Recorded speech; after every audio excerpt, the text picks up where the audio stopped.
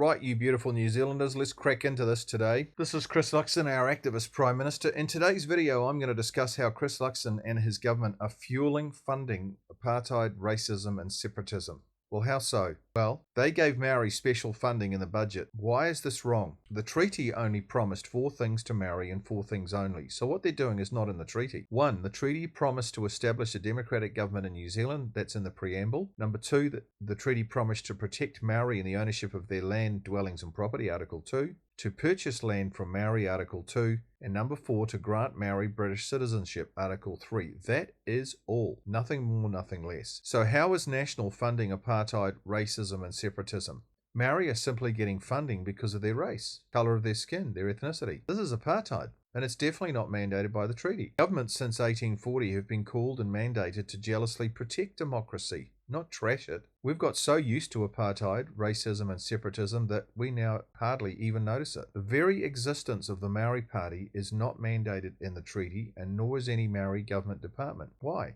Because, as I said, separatism, racism and division on the basis of race is completely incompatible with democracy. Democracy was the type of government installed by the British in 1840. By giving Maori special funding, they are treating them as a special class of people.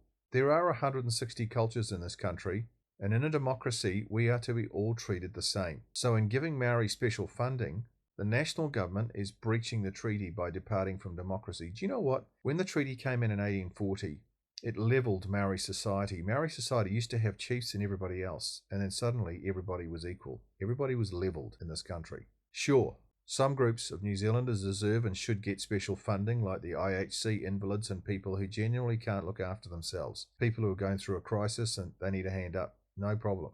Maori don't fit this category. They can look after themselves. They boast that they have a $70 billion economy. They always bang on about that. Apartheid is acceptable in South Africa, but not in New Zealand.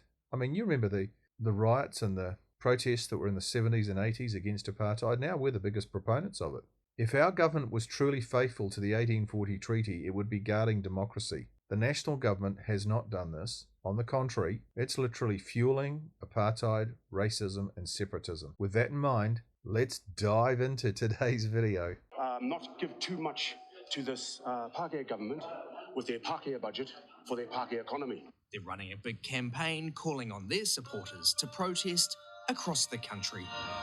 Okay, let's dive into this. Predictably, this was written by Muriel Newman from the New Zealand Centre for Political Research, and she did a bit of a summary of the budget. So let's see if Waititi's telling the truth. How much of a porky teller is he? Well, we know he's just all porky. Muriel says, predictably, some of the strongest criticism was from Maori, who claimed the budget had nothing in it for Maori. That, of course, is a lie, as is much of their rhetoric. For a government that pledged in their coalition agreements to, quote, improve outcomes for all New Zealanders and not advance policies that seek to ascribe different rights and responsibilities to New Zealanders on the basis of their race or ancestry, quote, that was actually in the coalition agreement. Let me just say that again. In the coalition agreement, they said, they pledged, quote, to improve outcomes for all New Zealanders, and this is the key bit, and not advance policies that seek to ascribe different rights and responsibilities to New Zealanders on the basis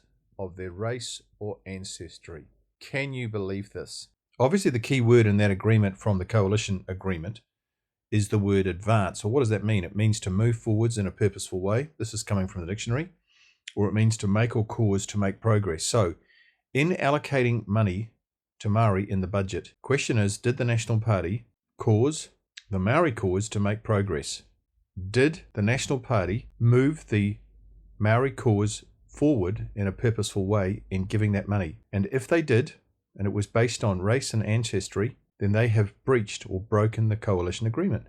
I've just produced a series of videos on showing how the National Party is actually advancing different rights, special rights for Maori on the basis of their race and ancestry. In other words, we're being completely lied to by the national government. And as I've said before, Chris Luxon is the orchestra conductor. He's the guy driving all this. He's keeping co-governance going. He's an activist. They've just totally trashed that, the National Party 2024 budget. Muriel then says far too many race-based initiatives are still being funded in Budget 24. Well, I would disagree with Muriel on that. I'd say none of them should have been. No, there should have been no race-based initiatives. I mean, What did the coalition agreement say? Did it say they weren't going to do it or not? Come on.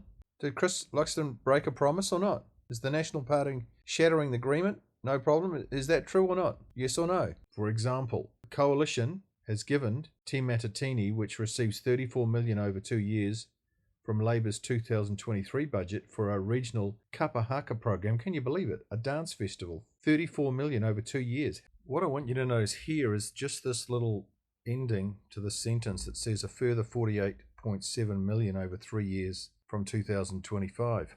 Well, hang on a minute. Wasn't the coalition agreement not to advance any policies which ascribe different rights to any group of New Zealanders on the basis of their race and ancestry? Well, here's National doing it again. Instead of stopping this fund, they're actually extending it. Well, there's a second breach of the coalition agreement. How do you need that much money for a friggin' dance festival? Seriously, what are they going to do? Are they going to give all the team members of the winning team a Lamborghini? How do you spend $34 million over 2 years on people dancing on a stage? It'd be hard to spend $34 million on a dance festival. Come on. A further $48.7 million over 3 years from 2025. Do you know, like I say, there's 160 cultures here. How come they're not all being given something for their culture? Okay, what I wanted to know was, do other cultural groups in New Zealand get funding from the government? And yes, they do. This is what I found. The Minister of Ethnic Communities is responsible for an appropriation in the vote for the 2024-25 financial year covering the following: a total of $17.886 million for improving the well-being of ethnic communities. Now, there are 160 cultural groups in New Zealand. I divided 17.886 million by 159 cultures, and I found that each cultural group is pretty much allocated $106,000 per year for their cultural group. But Maori, 47 million over 3 years. That's 15 million per year for Maori, 106,000 for every other culture. It's completely disproportionate, it's completely unfair, and it's apartheid. It's racism. Why? Why are they getting this absolutely disproportionate amount of money for their cultural group? Well, it all has to do with Chris Luxon's corrupt understanding of the Treaty of Waitangi, and he thinks he's obligated to do this through the treaty. He is not. National is off the wall in their understanding of the Treaty of Waitangi. This is why you're getting this completely disproportionate funding for Maori at the expense of all the other ethnic communities in New Zealand. Matariki events amounts to $3 million a year. You just get $3 million for your Matariki event. Maori mythology and Maori religion. The Bilingual Towns and Cities program has been given $400,000 a year for anyone interested in adopting a bilingual or te reo signage. So here's the national government promoting bilingual towns and city programs, putting te reo all through public places. The $1.2 billion Regional Infrastructure Fund to invest in infrastructure with a focus on economic and climate resilience over the next 3 years is expected to benefit iwi throughout the regions. If you read the Fast Track bill, there's iwi all through it. This is Luxon. The Maori Development Portfolio has received more than $500 million of funding. That's one racial group in New Zealand getting $500 million worth of funding. Well, let's see how it's all divvied up. That includes over $142 million to promote Maori language. That's Luxon. And culture. That's Luxon. $64 million for Maori well-being. That's Luxon. $56 million to improve Maori housing. That's Luxon. $48 million to assist Maori to meet their aspirations. That's Luxon. And $10 million to support Maori tourism. See, what happened was Chris Luxon and Nicola Willis sat around, and a few of the other cabinet members, and decided how they're going to divvy up all the money. And we already know that Chris Luxon is an activist. All my videos, 1 to 8 of them, prove it. He would have had the final say on this. Whanau Ora, the quasi-government agency developed with iwi leaders to operate outside the system of government accountability, so the Auditor General is unable to monitor the spending of public money by commissioning agencies. Can you believe that? Whanau Ora is outside the eye of the Auditor General deliberately, so there is no accountability. This group received $182.3 million, up from $181.7 million last year. Does this look like the national government is actually slowing Maorification and co-governance down? Not at all. They're speeding it up. They're putting more in the pot. Does this sound like a budget that has nothing in it for Maori, Waititi? Why aren't iwi, who have become mega rich on the back of taxpayer-paid settlements, doing more to fund initiatives to help, quote, their people? Or is it a matter of them keeping their hands in their pockets so taxpayers will just keep on paying? That's exactly what it's about. They're just going to milk the coffers dry till they've taken over completely, and then we'll all be slaves, tribal rulers as leaders. We'll be little white mice. There you go. That's Kiwis, just like that, running, earning the taxes. On the treadmill, earning taxes, keep Maori in a passive income, and a beautiful passive lifestyle. That's the plan. Right. Okay, let's wrap this up. The coalition agreement was clear. Coalition would not advance, key word, policies that seek to ascribe different rights and responsibilities to New Zealanders on the basis of their race or ancestry. That's what they agreed to. National has clearly breached this agreement. They ascribed different rights to Maori based on their race and ancestry. What do I mean? Well, if all the 160 cultures in New Zealand were to be treated equally, which is a cornerstone principle of democracy, then Maoris should have received $106,000, no more. Instead, they received over $800 million.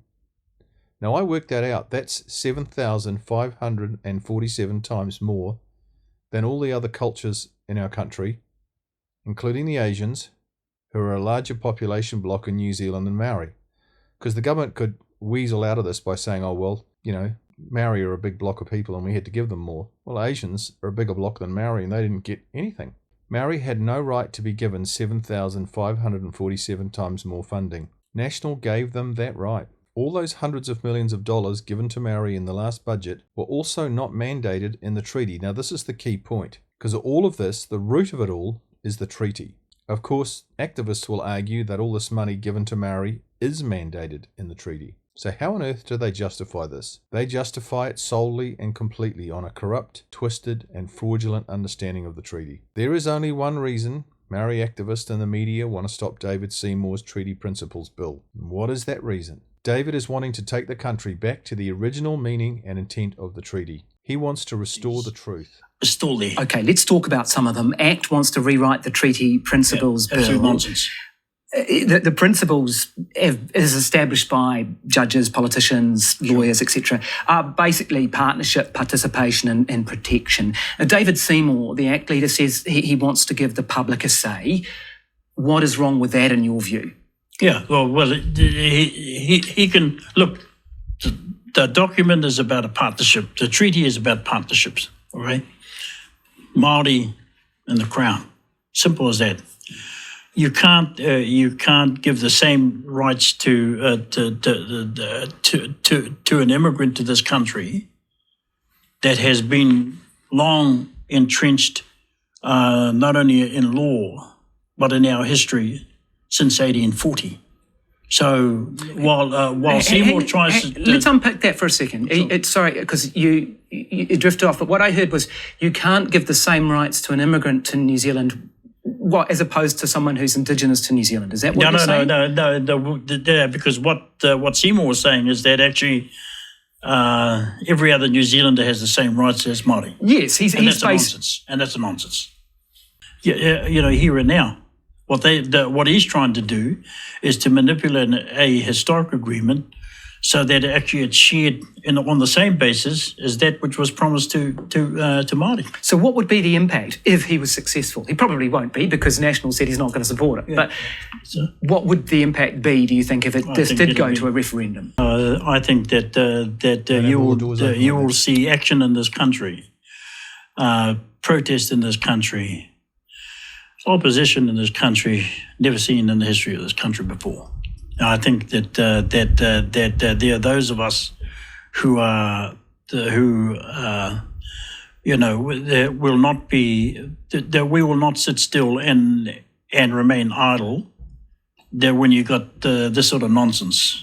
So are you promising / warning of this regardless, or when this bill comes up for discussion? If this bill is passed and it goes beyond the first reading, they'll be held to play.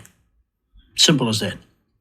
Maori activists have no greater fear than to see their fraudulent interpretation of the treaty laid bare. They've got away with it for a long time. Through it, they have earned literally billions of dollars over 180 years. If Seymour's bill progresses, and I hope it does, Gravy Train, along with rampant apartheid, racism, and separatism will come to a grinding halt. You know what? Our country is hungering to see this happen. We've had enough. It must happen. Let's reboot this country's hard drive and reclaim our country. Let's restore democracy. Let's rid the country once and for all of racism, apartheid, and separatism. Most Maori in our country would agree with me in everything I have said in this video. Do you know that? It's only the activists who don't agree, and that's a fact. See you tomorrow.